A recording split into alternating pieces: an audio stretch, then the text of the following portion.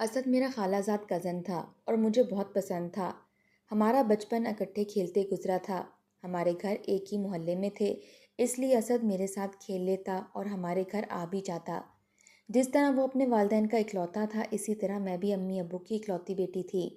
ہمارے خاندان میں اور بھی خوبصورت لڑکے تھے، لیکن جب میری شادی کا وقت آیا تو میں نے امی سے کہہ دیا کہ میں اسد سے ہی شادی کروں گی۔ اسد کو بھی کوئی اعتراض نہ تھا، اس لیے جب ہماری شادی کی بات چلی تو دونوں گھرانوں نے ہاں کر دی، اور پھر میں ایک دن اسد کی بیوی بن کر اس کے گھر آ گئی۔ اسد بہت اچھا انسان تھا، ہم دونوں ایک دوسرے کو پا کر بہت خوش تھے۔ وہ ایک ملٹی نیشنل کمپنی میں جاب کرتا تھا، اسے جاب کرتے ہوئے 3 سال ہو گئے تھے۔ ایک دن اسد پریشان حالت میں گھر آیا۔ جب میں نے اسے پریشانی کی وجہ دریافت کی تو اس نے بتایا کہ کمپنی خسارے میں جا رہی ہے اور مالکان کمپنی ملازمین نکال رہی ہے، شاید مجھے بھی جاب سے نکال دیں۔ میں بھی گھبرا گئی، لیکن میں نے اسد کو حوصلہ دیا کہ پریشان نہ ہو، اللہ بہتری کرے گا۔ ہمارا تعلق مڈل کلاس سے تھا، ہماری شادی کو 4 مہینے ہو گئے تھے۔ گھر میں اور خالہ ہوتے تھے، میرے خالو سسر کچھ عرصہ پہلے ہی فوت ہو گئے تھے۔ پھر ایک روز اسد آفس سے گھر آیا تو ان کا منہ لٹکا ہوا تھا۔ اس نے بتایا اسے بھی جاب سے نکال دیا گیا ہے۔ یہ سن کر مجھے بھی دھچکا لگا، لیکن میں اللہ سے نا امید نہیں تھی۔ کہتے ہیں نا، ایک در بند ہوتا ہے تو اللہ 100 دروازے کھول دیتا ہے۔ اس موقع کے اوپر میں نے اسد کا بھرپور ساتھ دیا، اس کی ہمت بڑھائی۔ اسد کی امی نے بھی اس کے لیے دعا کی۔ اگلے روز ہی اسد نے نئی جاب تلاش کرنا شروع کر دی۔ اس نے مختلف کمپنیوں میں اپنی سی وی جمع کروا دی۔ میں بھی اللہ سے اسد کے لیے دن رات دعائیں کر رہی تھی، اور پھر اللہ نے ہماری دعا سن لی۔ ایک ہفتے بعد اسد کو ایک کمپنی کی طرف سے فون آ گیا، وہ فوراً ہی وہاں چلا گیا۔ دوپہر کو جب وہ گھر لوٹا تو بہت خوش تھا، خوشی سے اس کا چہرہ چمک رہا تھا۔ اس نے بتایا کہ انٹرویو لیے بغیر میری جاب ہو گئی ہے، بلکہ 50,000 تنخواہ مقرر کی گئی ہے۔ میں نے اسی وقت وضو کر کے اللہ کے حضور شکرانے کے نفل ادا کیے اور اپنے رب کا شکر ادا کیا۔ اسد نے مزید بتایا، کمپنی کی باس عمر رسیدہ پڑھی لکھی اور خوبصورت خاتون ہیں۔ اس نے میری سی وی دیکھ کر بہت تعریف کی اور کہا، اگر تم دل جمی سے کام کرتے رہے تو تمہاری ترقی ہو سکتی ہے۔ ہم اپنے ملازمین کو کمپنی سے نہیں نکالتے۔ اگلے دن سے اسد آفس جانے لگا۔ اس کے پاس ایک پرانی سی موٹر سائیکل تھی جو پہلے سے ہی خراب تھی۔ اسد کے پاس اسے بنوانے کے لیے پیسے نہیں تھے، اس لیے اس نے اسے گھر میں کھڑا کر دیا تھا۔ وہ بس کے ذریعے ہی آفس جاتا تھا۔ پھر ایک دن گھر آیا تو وہ گاڑی پر تھا۔ اس نے بتایا کمپنی کی طرف سے اسے گاڑی ملی ہے، پیٹرول بھی کمپنی دے گی۔ میں خوشی سے سرشار تھی، میں بھی امید سے ہو چکی تھی۔ جب اسد کو پہلی سیلری ملی تو ہم نے چاول کی ایک دیگ پکوا کر غریبوں میں بانٹی۔ اسد کی امی بھی خوشی سے پھولے نہ سما رہی تھی۔ اسد اپنی عمر رسیدہ باس کی تعریفیں کرتے نہ تھکتا تھا۔ وہ کہتا تھا، میری باس بہت اچھی، سمجھدار اور ملازمین کا بہت خیال رکھنے والی خاتون ہیں، خاص طور پر مجھ پر تو بہت ہی زیادہ مہربان ہیں۔ میں نے مسکراتے ہوئے کہا کہ لگتا ہے تم سے بہت امپریس ہو گئی ہیں۔ کہنے لگے، ایسا ہی ہے، جب تم ان سے ملو گی تو تم بھی ان کی تعریف کیے بنا نہیں رہ سکو گی۔ دن بدن میرا بھی ان سے ملنے کا تجسس بڑھتا جا رہا تھا۔ ویکنڈ پر ہم دونوں گاڑی میں بیٹھ کر لمبے روٹ پر نکل جاتے، واپسی پر باہر کسی ریسٹورنٹ میں کھانا کھاتے اور رات 11 بجے گھر واپس آتے تھے۔ اسد اپنی امی کو بھی ساتھ لے جانا چاہتے تھے، لیکن وہ انکار کر دیتی کہ میں بوڑھی ہوں، میری ہڈیوں میں اتنی طاقت نہیں کہ میں سیر سپاٹے کروں، اس لیے ہم اکیلے ہی نکل جاتے تھے۔ اگلے ویکنڈ پر بھی ہمارا لمبے روٹ پر جانے کا پروگرام تھا، اور ہم اس بات کو بیٹھے ڈسکس کر رہے تھے کہ کہاں جائیں کہ اس ٹائم اسد کی باس کی کال آ گئی۔ وہ جلدی میں باہر چلا گیا۔ جب واپس آئے تو اس کے چہرے کے تاثرات عجیب تھے۔ میں نے پوچھا تو اس نے کہا کہ سوری پلوشا، ہم کل سیر کے لیے نہیں جا سکیں گے۔ مجھے حیرت ہوئی اور پوچھا کیوں؟ اسد نے کہا، کل باس نے مجھے ایک اہم میٹنگ کے لیے اپنے گھر بلایا ہے، اس لیے مجھے کل ان کے گھر جانا ہوگا۔ میں اداس تو ہو گئی، لیکن ظاہر ہے جاب کی وجہ سے اسد کو ایسا کرنا تھا۔ اسد نے کہا کہ اگر میں جلدی آ گیا تو ہم شام کو کہیں گھومنے پھرنے چلیں گے۔ میں مان گئی۔ اسد اس روز 10 بجے ہی تیار ہو کر اپنے باس کے گھر چلے گئے۔ اس کی واپسی شام کو ہوئی۔ جب وہ گھر آیا تو اس کے پاس ایک بریف کیس تھا اور وہ پریشان دکھائی دے رہا تھا۔ میں نے اسے پوچھا کہ اس کی میٹنگ کیسی رہی۔ اسد نے صوفے پر بیٹھتے ہوئے کہا کہ بس ٹھیک تھی، میٹنگ میں میرے علاوہ اور کوئی نہیں تھا۔ مجھے تو حیرت ہوئی، کہ باس نے صرف مجھے ہی میٹنگ کے لیے کیوں بلایا تھا؟ مجھے بھی اس کی بات عجیب لگی۔ میں نے پوچھا کیا کسی خاص بات پر میٹنگ تھی؟ اسد نے کہا نہیں، بس کام کے حوالے سے کچھ باتیں ہوئیں۔ پھر باس مجھ سے میرے بارے میں پوچھتی رہیں، میرے بیک گراؤنڈ کے بارے میں پوچھا، لیکن مجھے بڑا عجیب لگ رہا تھا۔ اور جب میں جانے لگا تو انہوں نے مجھے یہ بریف کیس دیا اور کہا اسے گھر لے جا کر کھولنا۔ اس میں کیا ہو سکتا ہے؟ میں نے حیران ہوتے ہوئے پوچھا تو اسد نے کندھے سے اتار کر میرے سامنے بریف کیس کھول دیا۔ جیسے ہی بریف کیس کھلا تو ہم دونوں میاں بیوی دنگ رہ گئے۔ بریف کیس نوٹوں سے بھرا ہوا تھا۔ ہمارے منہ حیرت سے کھلے ہوئے تھے۔ اسد، تمہاری باس نے تمہیں اتنے پیسے کیوں دیے ہیں؟ میں نے حیران کن لہجے میں پوچھا۔ اسد نے کہا مجھے نہیں معلوم، لیکن دال میں کچھ تو کالا ضرور ہے۔ میں بھی ان کی بات سن کر الجھ گئی۔ آخر وہ اسد پر کیوں مہربان ہو رہی تھیں؟ اچانک میرے ذہن میں خیال آیا تو میں نے پوچھا تمہاری باس کے گھر میں کون کون ہوتا ہے؟ ان کی کوئی بیٹی بھی ہے؟ اسد نے سوچتے ہوئے کہا کہ ہاں، میرے باس کی ایک بیٹی ہے جو مجھ سے غالباً کچھ سال چھوٹی ہوگی۔ جب میں باس سے ملنے گیا تھا تو وہاں ان کی بیٹی بھی تھی۔ اسد کی بات سن کر میرے خدشے کی تصدیق ہو گئی۔ میں نے کہا کہ اسد، کہیں تمہاری باس نے اپنی بیٹی کے لیے تمہیں پسند تو نہیں کر لیا؟ اسد ہنسنے لگا۔ کیا بات کر رہی ہو پلوشا؟ میں نے باس کو بتایا تھا کہ میں شادی شدہ ہوں، پھر وہ کیوں مجھے اپنی بیٹی دینا چاہیں گی؟ اسد کی بات سے میں بھی متفق نہ ہوئی۔ کوئی تو ایسی بات ہے جس کی وجہ سے باس اس پر اتنی مہربان تھی۔ ہم دونوں کافی دیر تک اسی حوالے سے غور و فکر کرتے رہے، لیکن کسی بھی نتیجے پر نہ پہنچ سکے۔ نوٹوں سے بھرا بریف کیس میں نے سیف میں رکھ دیا۔ اب تو یہ معمولی بن گیا تھا کہ ہر اتوار کو اسد کی باس میٹنگ کے لیے اسے گھر بلا لیتی اور وہ چلا جاتا۔ واپس آتا تو اس کے ہاتھ میں نوٹوں سے بھرا بریف کیس ہوتا۔ میرے خدشات بھی بڑھتے جا رہے تھے۔ ایک روز ہم دونوں میاں بیوی کھانا کھانے ایک ریسٹورنٹ میں گئے تو وہاں اسد کی باس بھی اپنی بیٹی کے ساتھ موجود تھی۔ وہ ہم سے پہلے ہی وہاں موجود تھے۔ وہ جانے لگے کہ ہماری ان سے ملاقات ہو گئی۔ اسد نے باس کی بیٹی سے میرا تعارف کروایا۔ وہ دونوں ماں بیٹی مجھ سے گرم جوشی سے ملی۔ اسد نے اپنی باس کے بارے میں جتنی تعریفیں کی تھیں خوبصورتی میں اس سے بھی بڑھ کر تھیں۔ ان کا نام نمرا تھا، بیٹی بھی خوبصورتی میں کم نہ تھی۔ میں نے ایک بات خاص طور پر نوٹ کی تھی، وہ یہ کہ ان کی بیٹی مسلسل اسد کو مسکراتے ہوئے دیکھ رہی تھی۔ اس کا اسد کو یوں دیکھنا مجھے بہت برا لگ رہا تھا۔ مس نمرا نے مجھے دیکھتے ہی کہا کہ بیٹی، مجھے تم سے ملنے کا بہت شوق تھا۔ تمہاری بہت تعریفیں کرتا رہتا ہے۔ ماشاءاللہ تم بہت پیاری اور خوبصورت ہو۔ ہمارے درمیان چند باتیں ہوئیں اور وہ چلی گئیں اور ہم وہاں رکھی کرسیوں پر بیٹھ گئے۔ میرا موڈ بری طرح سے آف ہو گیا تھا۔ اسد جب مجھ سے بات کرتا تو میں صرف ہوں ہاں میں ہی جواب دے دیتی۔ اس رات میں کافی دیر تک انہی ماں بیٹی کے بارے میں سوچتی رہی۔ لڑکی کا اسد کو دیکھنے کا انداز بار بار میری آنکھوں کے سامنے لہرا رہا تھا۔ اسد گہری نیند سے سو رہے تھے اور مجھے اسد پر مکمل اعتبار تھا۔ میرے علاوہ وہ کسی اور لڑکی کی طرف ہرگز مائل نہیں ہو سکتا، لیکن پھر بھی مجھے اپنے گھر کی فکر ہو رہی تھی۔ میں بھی سونے کی کوشش کرتی رہی اور رات گئے مجھے نیند آئی۔ صبح میں اٹھی تو میرے سر میں درد تھا۔ اسد کے آفس جانے کے بعد میں نے خالہ کو ناشتہ دیا اور پھر میں سو گئی۔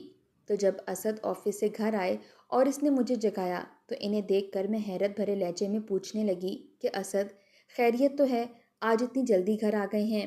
اسد نے کہا کہ آج آفس میں کام بہت کم تھا، اس لیے باس نے مجھے چھٹی دے دی اور باس نے ہم دونوں کو آج رات ڈنر پر بلایا ہے، اس لیے شام کو تیار رہنا۔ یہ سن کر مجھے حیرت کا جھٹکا لگا۔ میں ڈنر پر نہیں جانا چاہتی تھی، اس لیے میں نے طبیعت کی خرابی کا بہانہ بنا لیا، لیکن اسد نہ مانا کسی طرح بھی اور بالآخر میں جانے پر راضی ہوئی تو اس نے بھی سکون کا سانس لیا۔ ہم رات کو باس کے گھر چلے گئے۔ ڈنر پر دونوں ماں بیٹی موجود تھیں۔ کھانا بہت شاندار تھا اور خواب نما ماحول میں کھایا گیا۔ کھانا کھانے کے دوران میں نے اس سے پوچھا کہ آپ کے کتنے بیٹے بیٹیاں ہیں؟ آپ کے شوہر کہاں ہوتے ہیں، کیا کرتے ہیں؟ اس کی باس نے بتایا کہ میرے شوہر کو کافی عرصہ ہو گیا ہے، فوت ہو چکے ہیں۔ میری 2 بیٹیاں ہیں، ایک کی شادی ہو چکی ہے جبکہ چھوٹی بیٹی کائنات کا ابھی رشتہ نہیں ہوا۔ اس کے لیے میں کسی اچھے لڑکے کی تلاش میں ہوں۔ یہ سن کر میرے دل کو کچھ ہوا۔ یقیناً ان کی نظریں اسد پر تھیں۔ اس رات بھی میں نے خاص طور پر نوٹ کیا تھا کائنات مجھے کم اور اسد کو زیادہ دیکھ رہی تھی اور نمرا ان دونوں کو محبت بھری نظروں سے دیکھ رہی تھی۔ جب ہم گھر آئے تو میں نے اسد سے کہا کہ یار یہ جاب چھوڑ دو۔ اسد حیران ہوا اور پوچھا کیوں؟ تمہیں کس چیز کا ڈر ہے؟ ویسے ہی اب مجھے لگتا ہے इस औरत ने तुम्हें अपनी बेटी के लिए पसंद कर लिया है। फिर मैंने देखा था वो लड़की तुम्हें किस तरह देख रही थी। मैं कहती हूँ तुम ये जॉब छोड़कर कोई और जॉब तलाश कर लो, लेकिन असद ने मेरी बात ना मानी और जॉब करता रहा। इस एतवार फिर असद की बॉस ने इसे अपने घर मीटिंग के लिए बुला लिया और वो चला गया था। वापसी पर जब वो घर आया तो इसके हाथ में ब्रीफ केस था और वो खुद भी परेशान था। ब्रीफ केस में नोट थे। वो थके हुए अंदाज में सोफे पर बैठा और बोला, पता नहीं मेरी बॉस मुझसे क्या चाहती है। हर एतवार मुझे अपने घर मीटिंग के लिए बुलाती है और मुझसे मेरे बचपन के हवाले से बातें करती हैं। जब मैं वहाँ से जाने लगता हूँ तो मुझे नोटों से भरा बैग थमा देती हैं। मुझे समझ नहीं आ रहा मैं क्या करूँ। मैं तो कब से कह रही हूँ कि तुम ये जॉब छोड़ दो, लेकिन तुम मेरी बात ही नहीं मान रहे। तुम मानो या ना मानो, मिस निम्रा का कोई ना कोई मकसद ज़रूर है। मैं कल इनसे बात करूँगा कि वो मुझ पर इतनी मेहरबान क्यों हो रही हैं, मुझसे क्या चाहती हैं। अगले रोज़ असद ऑफिस चले गए, लेकिन जब शाम को वापस आए तो वो उदास थे। मेरे पूछने पर बताया कि आज मिस निम्रा ऑफिस नहीं आई। इन्हें किसी ज़रूरी काम से मुल्क से बाहर जाना पड़ गया है और अब वो हफ्ते को ही वापस आएंगी। जाने से पहले वो कंपनी का सारा निज़ाम मेरे हवाले कर गई हैं, जो मेरे लिए हैरत का बाइस था। मैंने कहा कोई बात नहीं, एक हफ्ता गुजरने का पता ही नहीं चलेगा। हमारे पास 3 बड़े ब्रीफ केस थे जिनमें लाखों रुपए थे। अभी तक हमने इनमें से 1 रुपया भी खर्च नहीं किया था, क्योंकि ज़रूरत ही नहीं पड़ी थी। मैंने असद से कहा कि जब वो जॉब छोड़ दें तो सारे पैसे भी निम्रा को वापस कर दें। असद ने मेरी बात मान ली थी। अब इनकी वापसी आने का इंतज़ार था। एक हफ्ता गुजर गया और मिस निम्रा वापस ना आई तो मुझे भी तशवीश होने लगी। कायनात भी इनके साथ ही गई थी। फिर तीसरे हफ्ते वो दोनों माँ बेटी आ गईं और इतवार को असद को अपने घर तलब कर लिया। मैंने असद से कहा कि वो कल मिस निम्रा से जॉब के हवाले से बात करें। अगले रोज़ असद मिस निम्रा के घर गया और शाम को जब वो वापस आया तो इसके पास ब्रीफ केस था। मेरे पूछने पर इसने बताया कि हाँ, मैंने मिस निम्रा से जॉब छोड़ने की बात की थी। मेरी बात सुनकर इनके चेहरे का रंग उड़ गया। उन्होंने कहा कि तुम ये जॉब नहीं छोड़ सकते और ना ही मैं तुम्हें छोड़ने दूंगी, क्योंकि मैंने कॉन्ट्रैक्ट पर साइन किया है कि जब तक मिस निम्रा नहीं चाहेंगी मैं ये जॉब नहीं छोड़ सकता। मैं अब सारी ज़िंदगी मिस निम्रा की कंपनी में जॉब करता रहूँगा। असद ने फैसला कर लिया था कि कल जब ऑफिस जाएगा तो इनसे पूछ कर ही रहेगा कि आखिर वो इस पर इतनी मेहरबानियाँ क्यों कर रही हैं, वो क्या चाहती हैं और क्यों हर हफ्ते इसको एक बैग थमा देती हैं, नोटों से भरा हुआ। अगले रोज़ जब असद ऑफिस चला गया तो मैंने मेज़ पर पड़े बड़े केस में उठाया तो वो मुझे बहुत हल्का सा लगा। हालांकि जब असद ब्रीफ केस लाता था तो वो काफ़ी भारी होता था, लेकिन आज वो बिल्कुल ही हल्का था। मैंने ब्रीफ केस बेड पर रखकर इसे खोला तो इसमें नोटों की बजाय तस्वीरें थीं। मैंने एक एक तस्वीर को गौर से देखा। अगले ही लम्हे मेरी तो जान ही निकल गई। वो तस्वीरें तो असद की बचपन की थीं और वो एक औरत के साथ खड़ा था। औरत जवान और खूबसूरत थी। मैंने गौर से औरत को देखा तो मैं अपने मुंह पर हाथ रख कर रह गई। मेरी आंखें हैरत के मारे फैल गईं। वो औरत मिस निम्रा थीं। उन्होंने असद को गोद में उठाया हुआ था। मैंने बाकी तस्वीरें उठाईं। असद मिस निम्रा के साथ खड़ा था। साथ में 2 लड़कियां थीं जो असद से छोटी थीं। मुझे कुछ समझ नहीं आ रहा था कि ये क्या माजरा है। असद का मिस निम्रा के साथ क्या ताल्लुक है? वो लड़कियां कौन थीं? हालांकि वो तो खाला बुशरा का बेटा है। मैं इस कश्मकश में मुब्तला थी कि किसी काम से खाला बुशरा मेरे कमरे में आ गईं। मैंने तस्वीरें दिखाईं तो इनका रंग भी उड़ गया। मैंने खाला से पूछा ये क्या चक्कर है? मैंने देखा कि तस्वीरें देखने के बाद खाला की आंखों में आंसू आ गए थे। मुझे भी अपने दिल बैठता हुआ महसूस हुआ। मैंने खाला से पूछा आप क्यों रो रही हैं? खाला खामोश बैठी रहीं, फिर इन तस्वीरों को देखती रहीं जो उन्होंने इंकशाफ किया। तो मैं दहल कर इन्हें देखने लगी। खाला ने बताया कि असद इनका सगा बेटा नहीं है। तस्वीरों में ये जिस औरत के साथ खड़ा है ये इसकी सगी माँ है और वो दोनों लड़कियाँ इनकी छोटी बहनें हैं।